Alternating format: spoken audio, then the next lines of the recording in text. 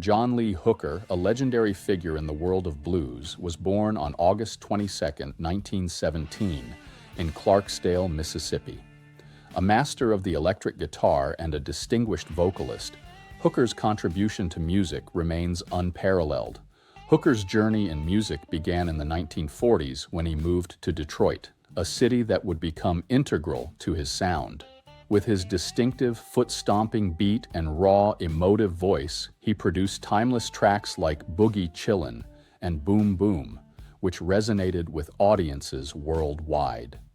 Despite the simplicity of his songs, characterized by gritty guitar riffs and repetitive verses, Hooker's music captured complex emotions and life experiences, influencing generations of musicians across various genres.